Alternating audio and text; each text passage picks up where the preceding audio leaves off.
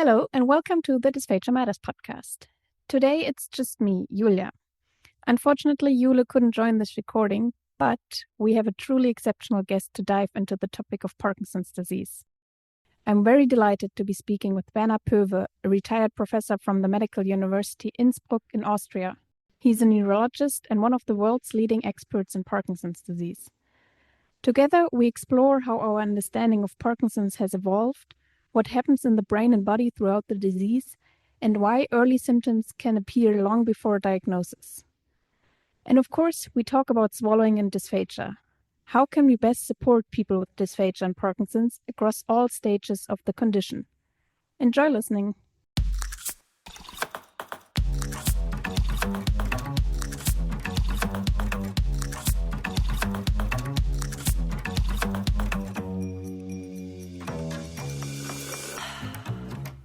Welcome to the Dysphagia Matters podcast, Professor Poewe. I'm really happy to have you with me today. Well, it's my pleasure. I'm happy to do this with you. Thank you. I recently had the pleasure of hearing your talk, James Parkinson's Shaking Palsy, Insights from 2 Centuries and Future Directions at the German Parkinson Network Conference. Could you briefly explain how James Parkinson first recognized the so-called shaking palsy as a distinct disease entity, and how his original description compares with our understanding of Parkinson's disease today? Well, basically, I think what James Parkinson did was he observed carefully what he saw. And he apparently did see people on the street, according to the monograph he published in 1817. He did see people in his neighborhood who he thought were very similar to each other in the way they walked, in the way their body posture was composed. He stressed that they would walk with their trunk bent forward, that they would make small steps, and they would accelerate their step count, which he called passing from a stepping to a running pace. And he did observe that they were trembling or shaking, particularly their hands were. And he even went further. He saw 6, or described 6 such people. And one of them he actually did follow over time. And in that particular case, he gave very detailed descriptions on this type of trembling, observing and stressing that this was trembling that occurred in body parts that were not actively used. He called it parts not in action, and that this trembling was actually checked. He used the word checked or decreased or stopped when somebody, for example, trembling with his hand this person would actually use it to reach for something.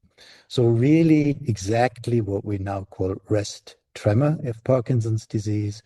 And the slowness of movement, or particularly the gait disturbance, the postural abnormality observed, he thought was some sort of weakness. So he decided, since this was a uniform observation he was making on the street, basically to call this entity shaking palsy, because he felt this is a syndrome. This is something that comes together, has not been properly recognized so far in the medical literature, and he humbly wanted to call the community, call it to their attention that this existed. And that's what is now called Parkinson's disease was born. And it's not very different from today when we are in a bus or metro or on the streets. Everyone who's seen patients with Parkinson's before, or even somebody who doesn't know this condition at all, will notice that there are these affected persons do move differently with these postural changes and with the trembling when it is present. We know now it's not always present. It's not a must in Parkinson's disease. So it was careful observation, and I think this is something we still need to do in neurology these days. So it hasn't changed. One of the very famous physicians in the US, so William Osler, he once made a statement to the effect that he said, of all arts, the art of observation is the most difficult to acquire. And that is something I sometimes tell my students, or did tell them before I retired as an active lecturing professor at my university, that this is still very important, despite of all the advances we've made with our diagnostic tools, etc. Yes, absolutely. I agree. And it's quite impressive only having seen 6 people and coming to this pretty precise conclusion of how to describe this disease. But what about the part palsy? Is this something we would say today still, or do we see this differently? Yeah, this is an important question. So the term palsy or weakness doesn't really, in the strict neurological sense, apply to Parkinson's disease. And what Parkinson observed in terms of abnormality of movement, we know now is due to a peculiar change in the way that signals from the basal ganglia are transmitted to the motor planning areas of the brain, the cortical areas, and that there is a phenomenon we call the sequence effect when somebody's making repetitive movements like you do with writing or many tasks in everyday life, that the amplitude of the movement will decrement and the movement will become slower, and there will be motor blocks in more advanced stages, even where a movement becomes interrupted and has to be restarted with repetitive tasks. And this is a complex phenomenon in terms of its underlying neurophysiology. And of course, James Parkinson, I think that was the problem with observing things on the street, without a proper neurologic examination. It took quite a while before the medical community recognized this is not palsy. It was actually in the early 1880s that a French neurologist by the name of Trousseau, a famous name in neurology, he carefully observed patients. He measured grip strength using dynamometers, and he found that the strength of his patient was the same as his own, even a bit better, pressing this instrument. But doing it repeatedly, after 10 seconds or so, the patient would fatigue, and the squeeze would become smaller and smaller and smaller. And this is what we now understand with and label with the term bradykinesia, which is really what James Parkinson saw features or signs of.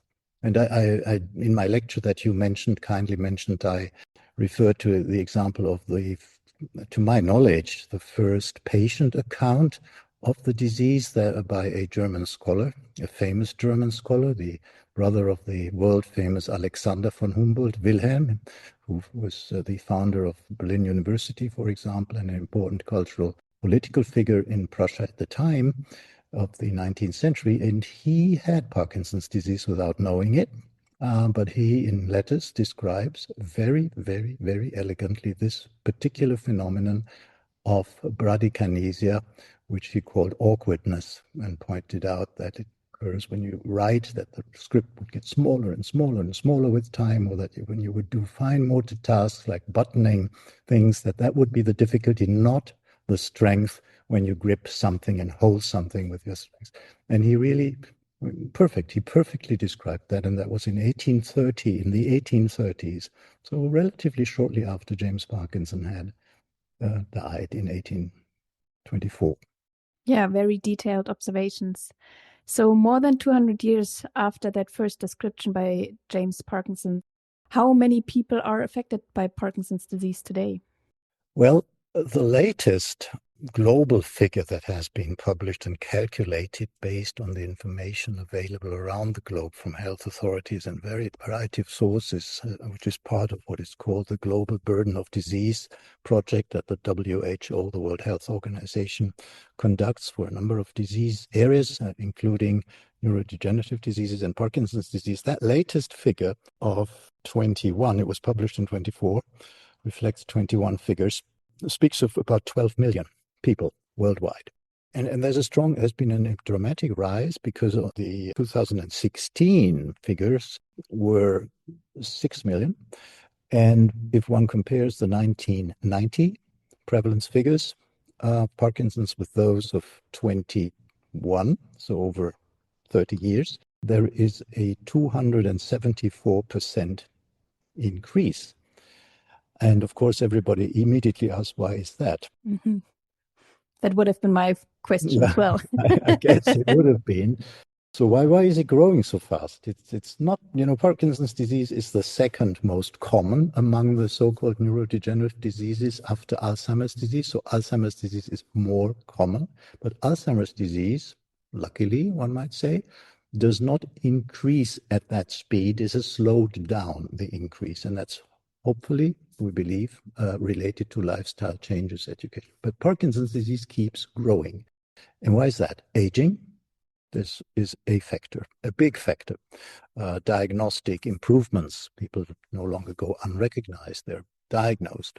But if you take all this into account statistically and try to correct for it, which these people in the Global Burden of Disease reports do, there is still, of those 274% increase, there is a 60% chunk that remains unexplained.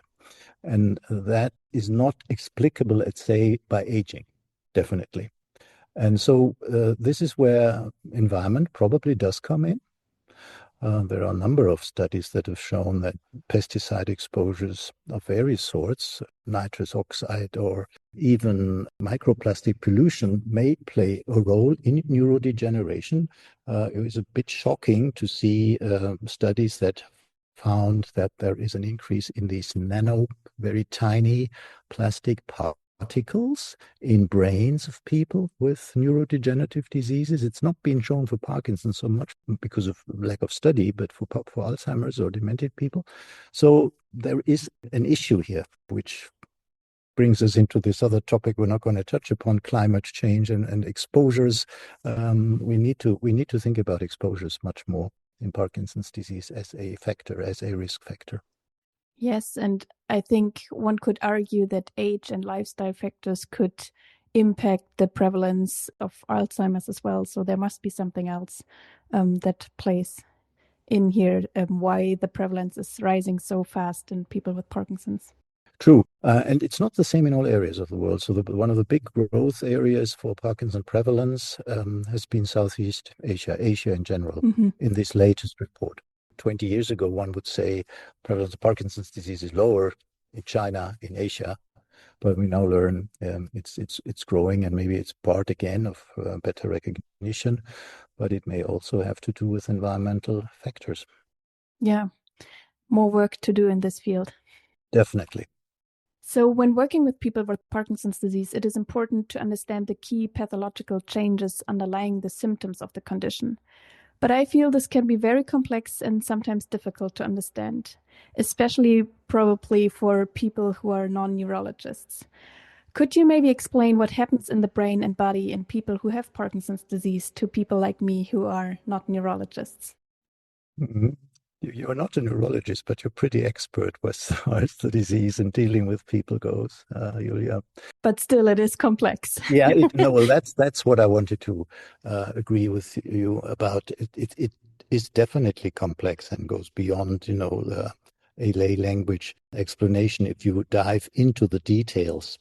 But in a kind of bird's view perspective, first of all, as the term neurodegenerative diseases indicates, these are diseases, and Parkinson's disease is one of them, the second most common, as said, are characterized by loss of nerve cells, of neurons.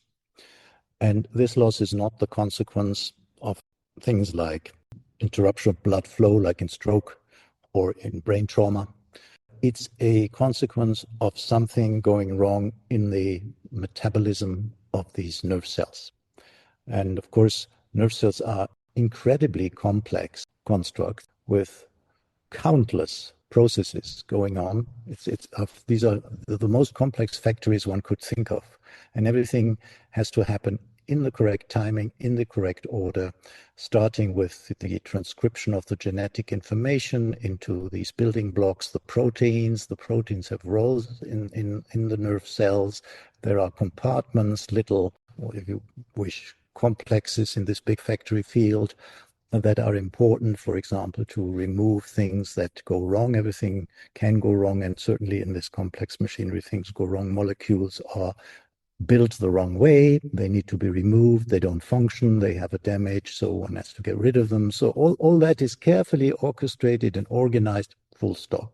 In Parkinson's disease, since the early 20th century, we know that the most prominent effect one can see with the naked eye on the brain, when one cuts a brain of a diseased person with Parkinson's disease, one sees that there is a loss of cells in the brainstem in an area called the substantia nigra. It's called nigra because it's black. So the nerve cells there have neuromelanin pigment in them, and that you can see with the naked eye, and you see that this blackness is fading away. And this observation was made, as said, in the beginning of the 20th century. And then there have been these big steps, understanding these cells there that apparently are lost in Parkinson's disease to a significant degree, produce a chemical dopamine, which is an important signaling chemical, so-called neurotransmitter. These were discovered in the 1960s. So it's not late 50s, 60s that the age of chemical neurotransmission began, and one understood, okay, these cells are dopamine cells. And then there was the discovery, well, indeed, in Parkinson's brains, there is in the motor centers, there's a loss of this neurotransmitter of dopamine. So Parkinson's disease was understood as a dopamine deficiency disease. In a way, you could say, like we've learned, diabetes is due to lack of insulin, so Parkinson's is due to lack of dopamine. But that's too simple, although dopamine loss explains practically all of the, what we say, cardinal big motor problems, the trembling, the slowness, the bradykinesia, all this, because when one substitutes dopamine, which was then tried first in the 1960s and then made its way into clinical practice in the 1970s by giving the precursor molecule out of which the brain can produce dopamine, L-DOPA. When we use this treatment, which is still the central treatment for treating the motor symptoms today, Parkinson's, there are dramatic improvements. So this is a core problem.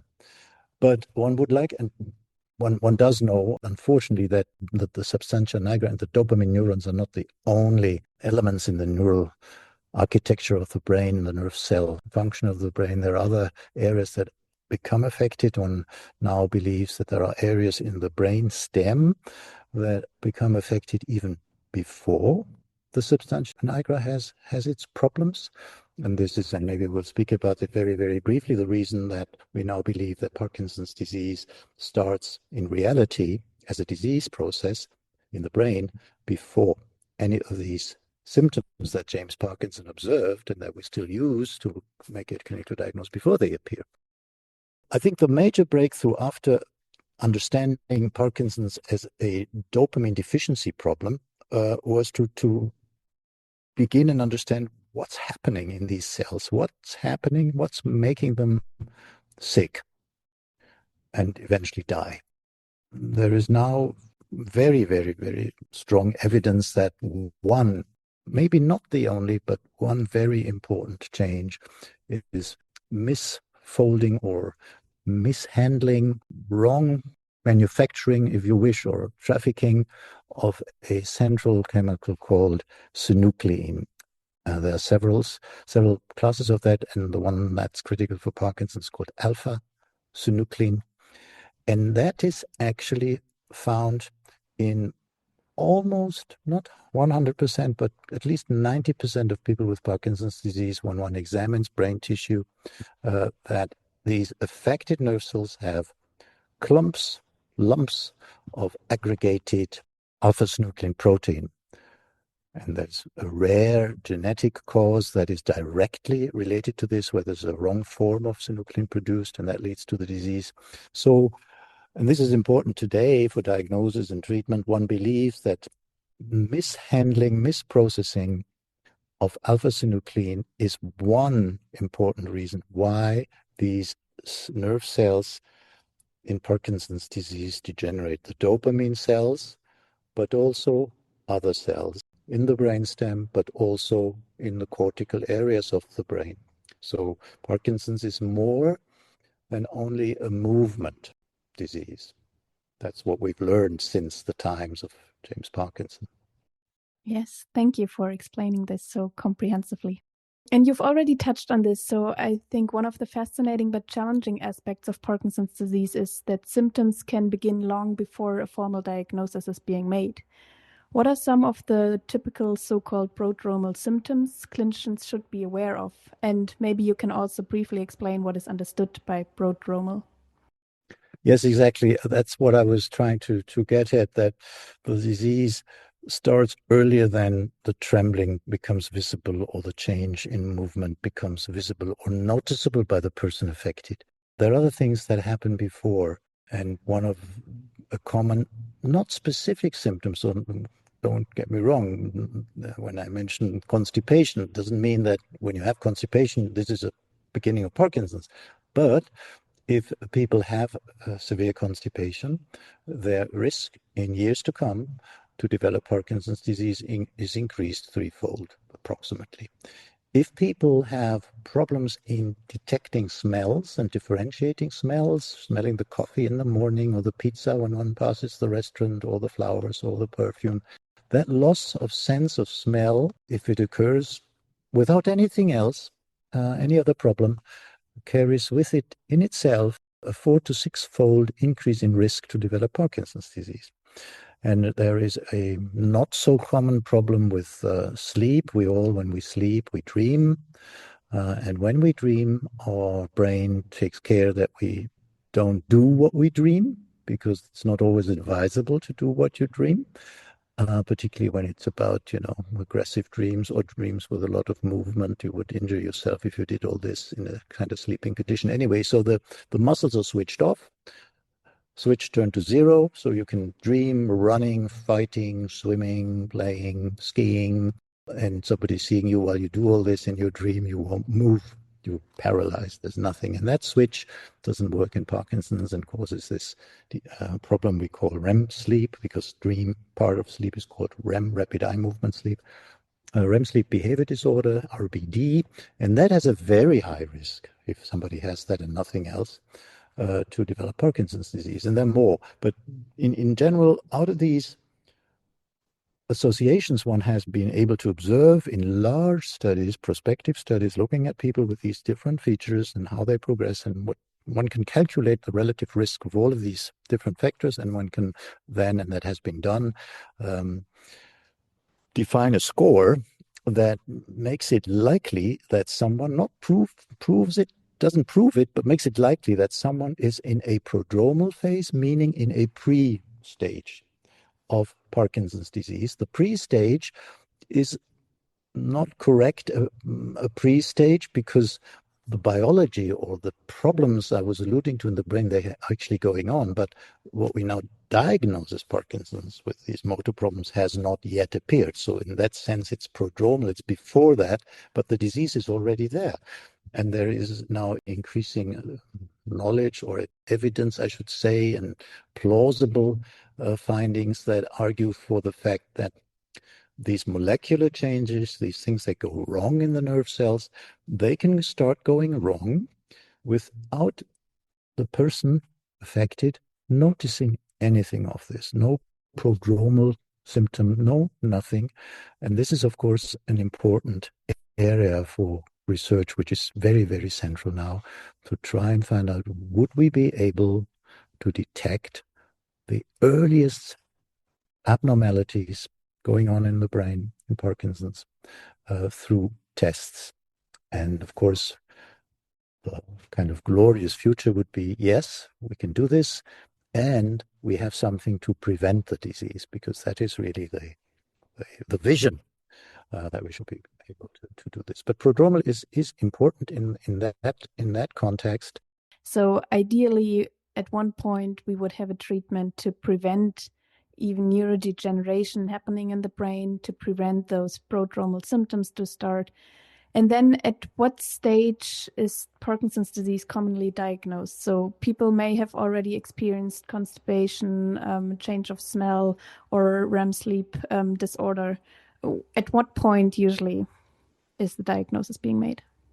If you go by the textbook and you do your trade as a doctor, as a neurologist, then you can only diagnose Parkinson's disease when you have this problem of bradykinesia that I briefly described, plus at least one of the other, what we say call cardinal features, which is the classical trembling or the stiffness of the muscles, which you can feel on examination, which is called rigidity.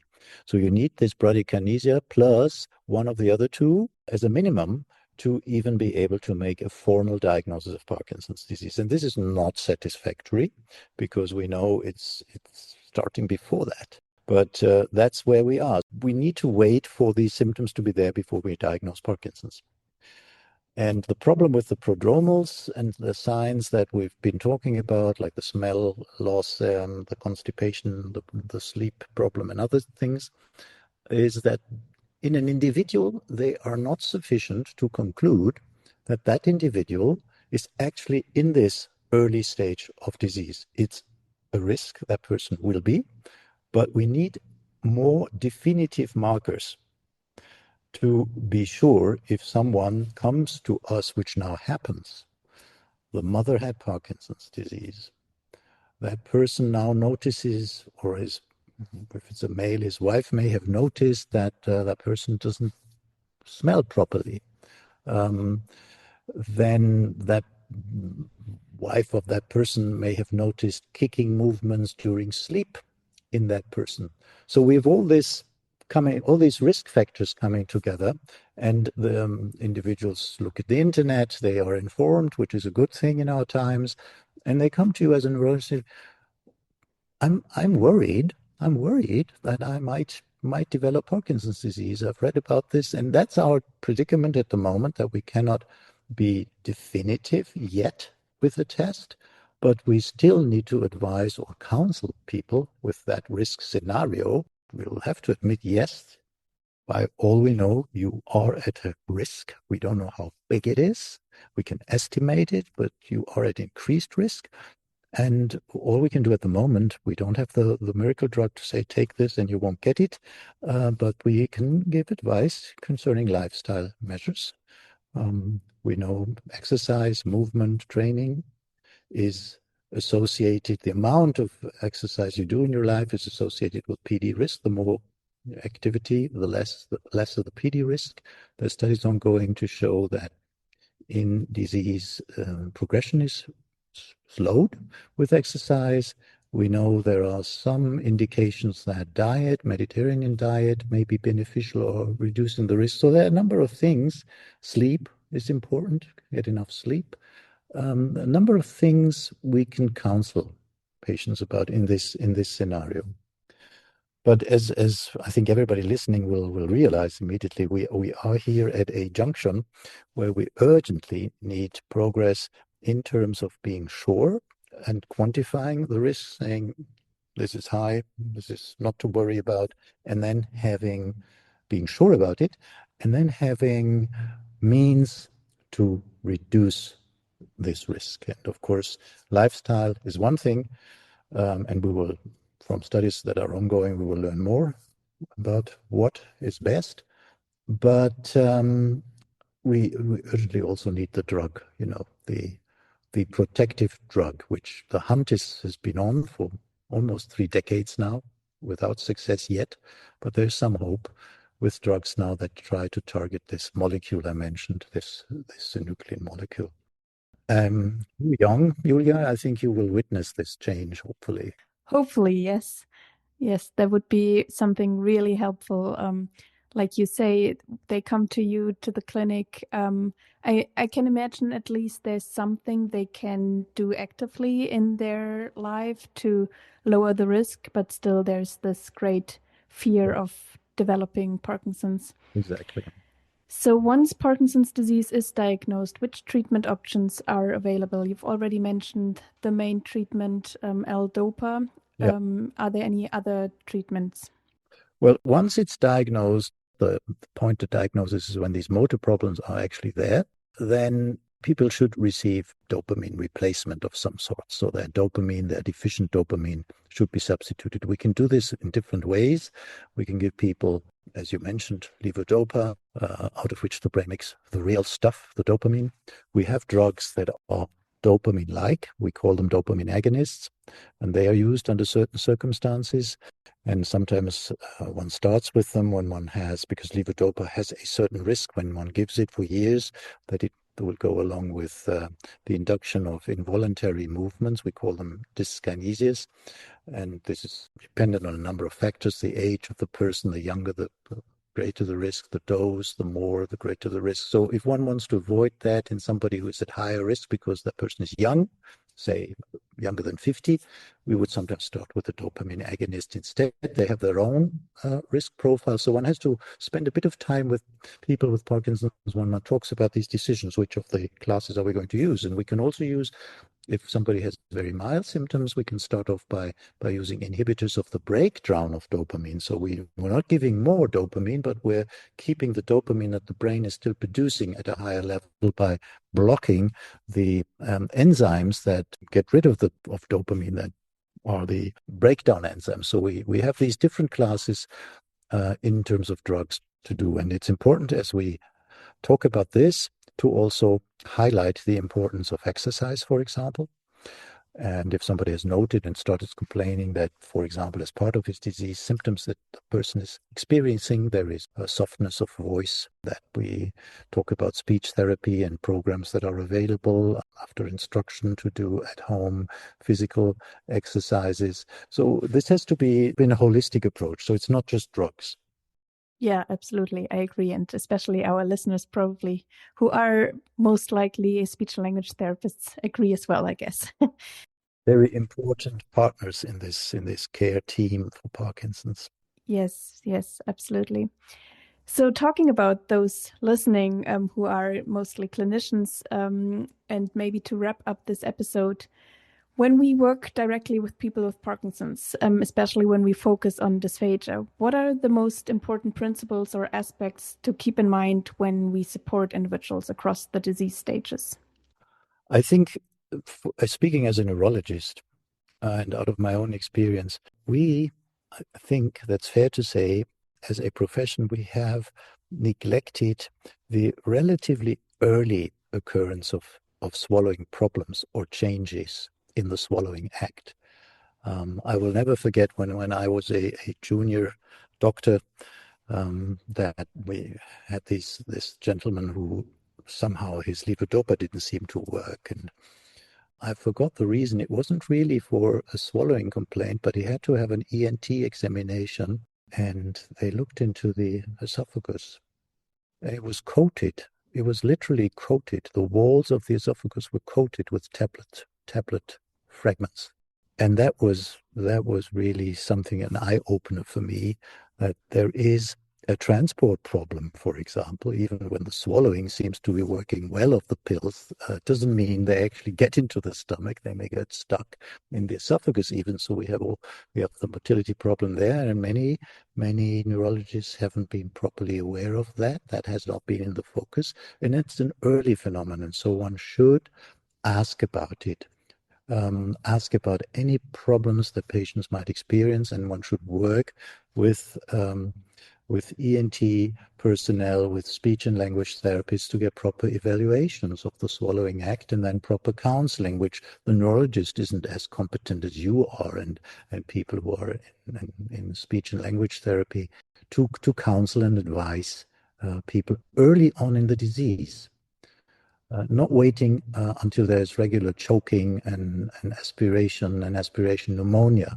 By the way, as an aside, when you look at causes of, because you asked about across the spectrum, I think it's across the entire spectrum dysphagia matters. When you look at post-mortem or at death certificates of Parkinson's, why do people with Parkinson's disease die? Number one, important to say, life expectancy with Parkinson's disease is not dramatically reduced.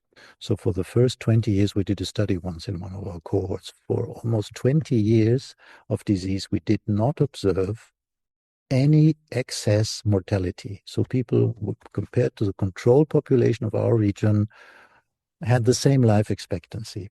Only after age of 80, the longevity part, that's shortened.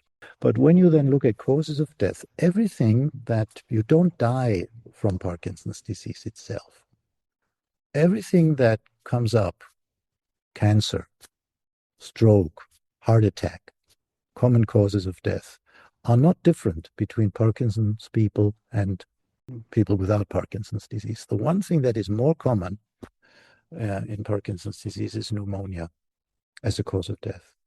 And that, I think, is directly related to the aspiration and the problems of dysphagia of late stage. So it's very important to be early with the diagnosis and to intervene early. Very important.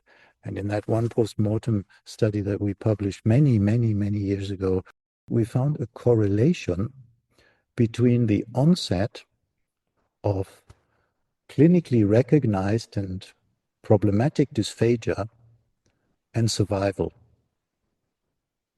So once dysphagia was present, and I mean clinically manifest with aspiration, survival was shortened. So very important to pay attention to these problems from early on.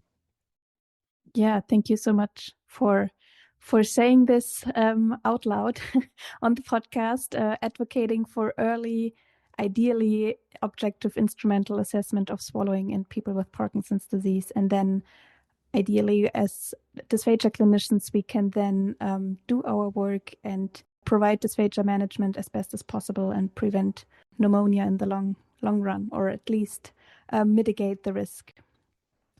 Thank you so much, Professor Poewe, for taking the time to share your incredible expertise with us and our listeners today. Thank you. It was a great pleasure. Thank you for reaching out, and thank you to everyone who is listening or has listened. Thank you.